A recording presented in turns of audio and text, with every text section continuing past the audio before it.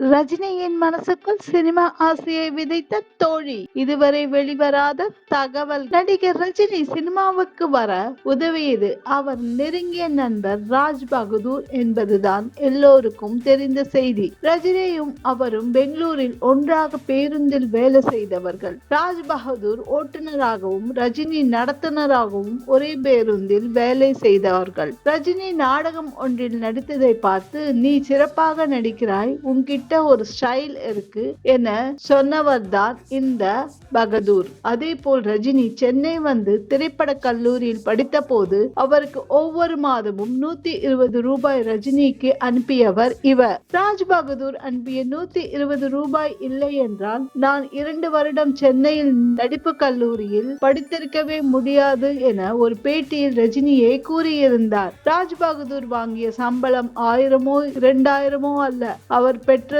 320 ரூபாய் சம்பளம். அதில் 200 வைத்துக் கொண்டு 120 ரூபாயை ரஜினிக்கு ஒவ்வொரு மாதமும் 2 வருடங்கள் அனுப்பியிருக்கிறார். அதனால் தான் எப்போதும் பெங்களூர் சென்றாலும் ரஜினி போய் சந்திக்கும் நபராகவும் நண்பராகவும் ராஜ் பகதூர் இருக்கிறார். ரஜினி பலமுறை அவரை, நீ சென்னைக்கு வந்துவிடு, உனக்கு தேவையானதை நான் செய்து தருகிறேன் என சொல்லியும் அவர் அதை ஏற்கவில்லை. ரஜினிக்கு உதவியது ராஜ் பகதூர் எனில் ரஜினியின் மனதில் சினிமா ஆசையை விதைத்தது அவரின் தோழிதான். ரஜினி பெங்களூரில் வேலை செய்யும் போது அவருக்கு பிரபாவதி என்கிற தோழி இருந்தார். ரஜினியின் சுறுசுறுப்பு, ஸ்டைல் எல்லாவற்றையும் பார்த்துவிட்டு, உன்னுடைய சுறுசுறுப்புக்கும் தோற்றத்துக்கும் நீ சினிமாவுக்கு போனா பெரிய நடிகனாக வருவாய் என சொன்னதோடு மட்டுமில்லாமல் சென்னையில் திரைப்பட கல்லூரியில் மாணவர் சேர்க்கை குறித்து விளம்பரம் வந்த செய்தி பத்திரிகையை அவரிடம் காட்டியது அவர்தான். அதன் பின்னர் தான்